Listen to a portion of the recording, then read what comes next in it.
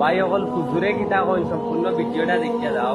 আমার মুখের কথা নাই, কিতালে বহুত ভাই এতে খারাপ কমেন্ট করতে পারো, তো ভাই অকল ভিডিওটা দেখো।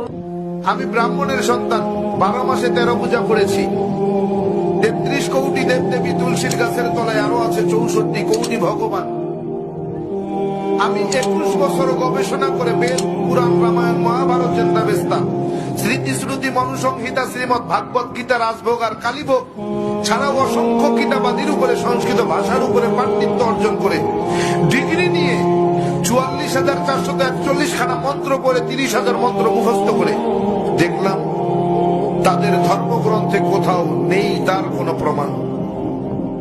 একটা প্রমাণ যদি কেউ দেখাতে পারে যে মূর্তির পূজা তাদের কোন ধর্মগ্রন্থে আছে, আমি তার গোলামি করব।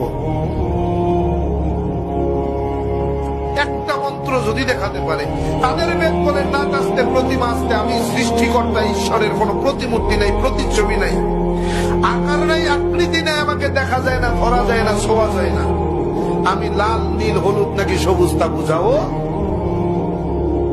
কিন্তু এরপরেও কি তাদেরকে মানাতে পারবো? এরপরেও কি তারা ছাড়বে? কয় পাইছো কই? কয় বাপদাদাই করছে তাই। দলিল বাপদাদা, দলিল বাপদাদা, অথচ ভগবান শ্রীকৃষ্ণ